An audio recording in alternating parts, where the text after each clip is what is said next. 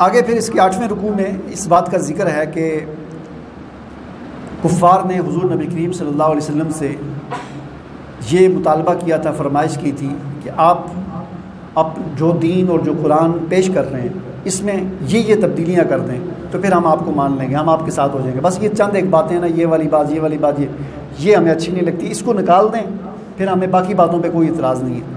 تو اس بات سے منع کیا گیا کہ یہ آپ سے فرمائشی اور اپنی مرضی کی تبدیلی لانے کے لیے دباؤ ڈال رہے ہیں، اور اللہ تعالیٰ آپ کو ثابت قدمی دے رہا ہے اور آپ اپنی بات پر ڈٹے ہوئے ہیں۔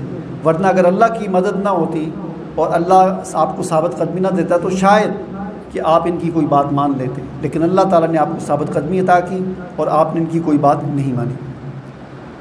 آگے پھر اللہ تعالیٰ نے ایک اور چیز بیان فرمائی ہے، چونکہ یہ صورت نازل ہوئی ہے حضور نبی کریم صلی اللہ علیہ وسلم کے مکی زندگی کے آخری زمانے میں، کہ جب کفار حضور علیہ السلام کو مکہ سے نکالنے کی بھرپور کوششیں کر رہے تھے، کچھ قتل کرنے کی کوششیں کر رہے تھے، کوئی ملک بدر کرنے کی کوششیں کر رہے تھے۔ تو اللہ تعالیٰ نے فرمایا کہ وَإِن كَادُوا لَيَسْتَفِزُّونَكَ مِنَ الْأَرْضِ لِيُخْرِجُوكَ مِنْهَا وَإِذًا لَّا يَبْعَثُونَ خِلَافَكَ إِلَّا قَلِيلًا۔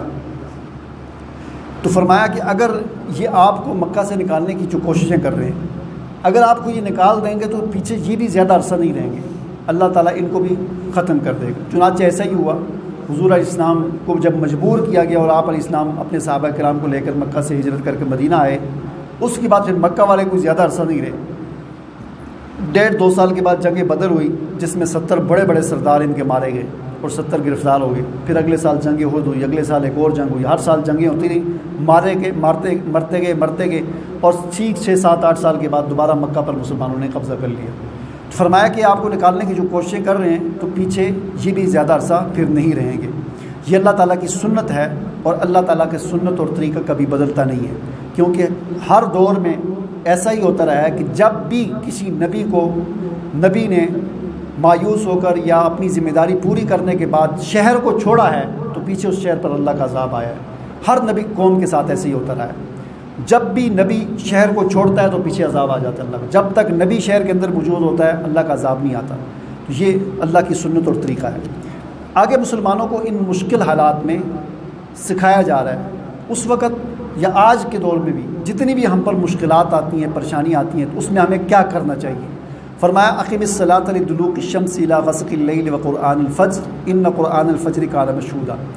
ہمیں نماز قائم کرنی چاہیے۔ نماز ایک ایسی چیز ہے کہ انسان کو ایک دین کے ساتھ جوڑ کے رکھتی ہے۔ نماز کی پابندی یہ نہیں کبھی پڑھ لی کبھی نہیں پڑھ لی، کبھی ویسے پڑھ لی کبھی جماعت کے ساتھ پڑھ لی، ایسا نہیں۔ پابندی کے ساتھ اگر آدمی 5 وقت کی نماز پڑھے تو یہ نماز انسان کو دین کے ساتھ ایسا مضبوط جوڑ کے رکھتی ہے کہ انسان کی ساری پریشانیاں اور ٹینشن اور مشکلات جو ہے ختم ہو جاتی ہیں۔ فرمایا کہ نماز قائم کرو، اور سورج ڈلنے سے رات تک، اور فجر کی بھی، یعنی سورج ڈلتا ہے 12 بجے 12:15 بجے یعنی زوال، اس کے بعد سے لے کر فرمایا رات تک نماز قائم کرو۔ اس میں آگے وہ تفصیل نہیں ہے کہ اس کے بعد 4 نمازیں ظہر عصر مغرب عشاء، اور فجر کی نماز بھی پڑھو، 5 نمازیں ہوں گی۔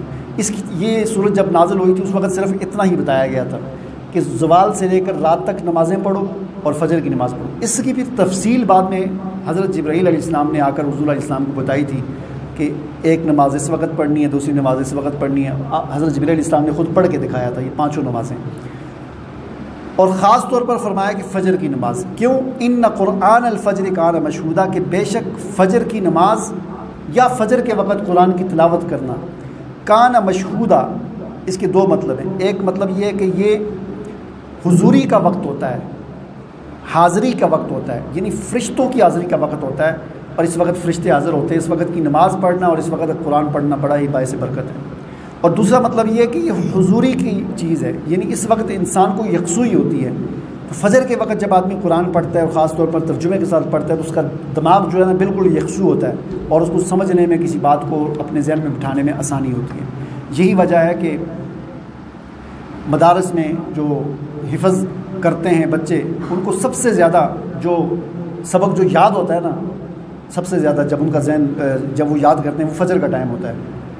تو اس لیے بعض مدارس میں فجر سے پہلے بچوں کو اٹھایا جاتا ہے کہ فجر سے آدھا گھنٹہ پونا گھنٹہ پہلے جتنا وہ سبق یاد کر لیتے ہیں آدھے گھنٹے میں، پورے دن میں 5 گھنٹے میں بھی اتنا نہیں یاد کر سکتے۔ یہ ایک بڑا عجیب ٹائم ہوتا ہے، انسان کے دماغ جو ہے وہ بالکل کھلا ہوتا ہے۔